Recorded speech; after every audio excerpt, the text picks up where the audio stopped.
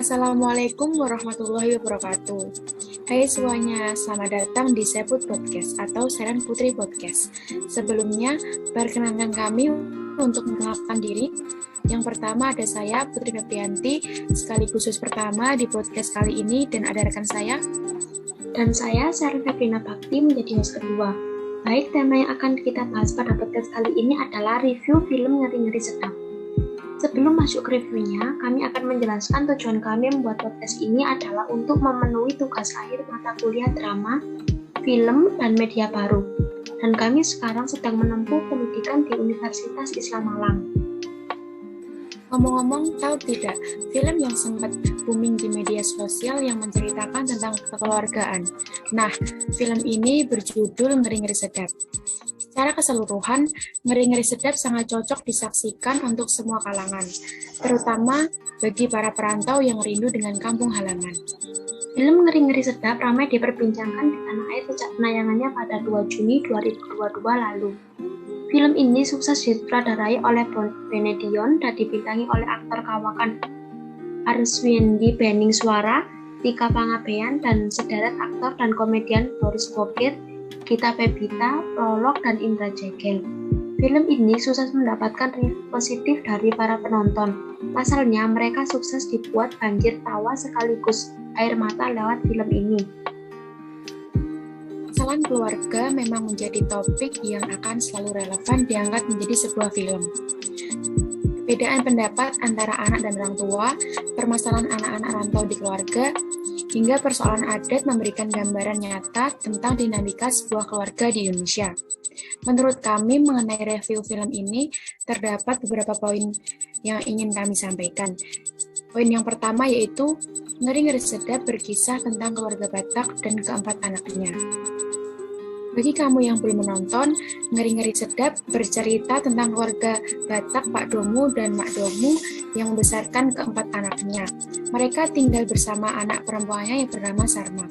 Sementara 3 anak laki-lakinya yakni Domu, Babe, dan Sahat merantau ke Jawa. Awalnya, keluarga Pak Domu tampak baik-baik saja, sampai ketiga anaknya yang merantau bertahun-tahun tidak kunjung mau pulang. Pak dan Mak Domu pun akhirnya mengambil langkah yang ekstrim untuk memaksa mereka pulang ke kampung untuk menghadiri acara adat, yaitu dengan pura-pura cerai. Tak disangka kepura-puraan itu membawa permasalahan keluarga yang lebih kompleks. Sebelum penayangan, penonton tak berekspektasi lebih dengan film ini. Namun, Ngeri-Ngeri Sedap mampu melebihi ekspektasi penonton dengan cerita yang memikat dan pemain yang meyakinkan. Cerita berlatar Batak yang diangkat dalam film ini bisa dikatakan jarang dihadirkan dalam film di Indonesia. Tetapi, Benedion, Raja Guguk, mampu menghadirkan suasana Batak yang kental didukung oleh kru dan pemain berdarah Batak. Poin yang kedua yaitu sukses membawakan perannya masing-masing tetapi minim komedi. Seluruh pemain utama dalam film ini merupakan aktor dan aktris berdarah Batak. Hal ini membuat chemistry mereka sebagai keluarga sukses terbangun. Pak Domu dan Mak Domu terbilang sukses menggambarkan orang tua yang peduli dengan anaknya dengan cara yang berbeda.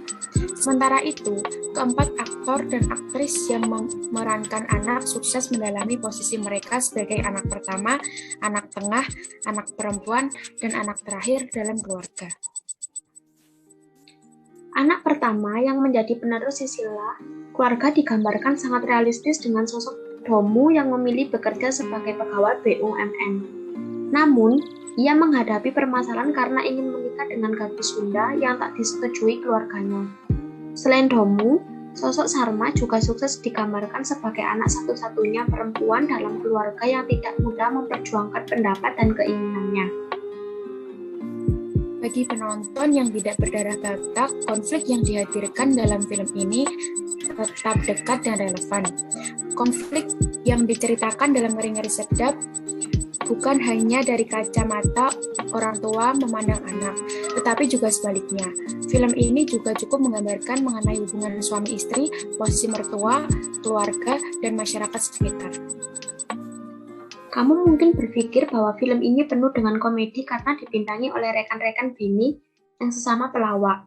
Namun, terbuang jauh-jauh harapan tersebut. Pasalnya, unsur komedi dalam film ini hanya digunakan sebagai pengantar saja supaya penonton terbawa dengan alur cerita tentang konflik keluarganya.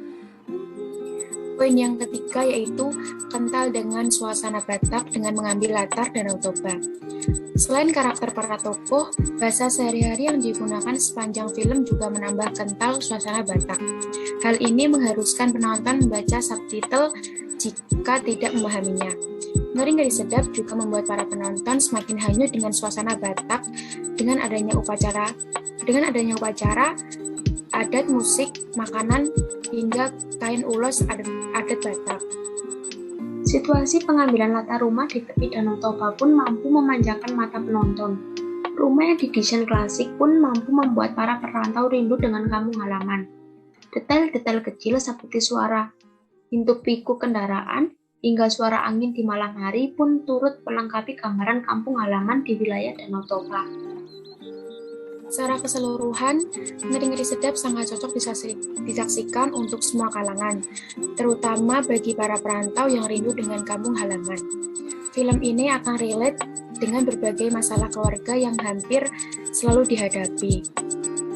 Meskipun penyajian cerita sederhana dan cukup ringan, tetapi penyelesaian masalah film ini cukup rapi dan detail. Kamu akan merasakan emosi sekaligus kehangatan dari hubungan Pak Domu, Mak Domu, dan keempat anaknya.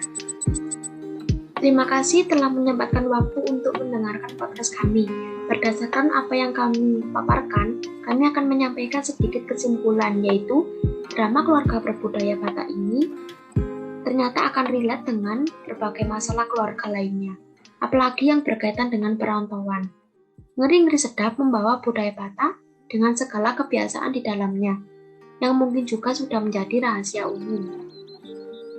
Tampilan visual dan dukungan scoring ciamik saling melengkapi. Pengikat rindu kita akan pulang kampung halaman.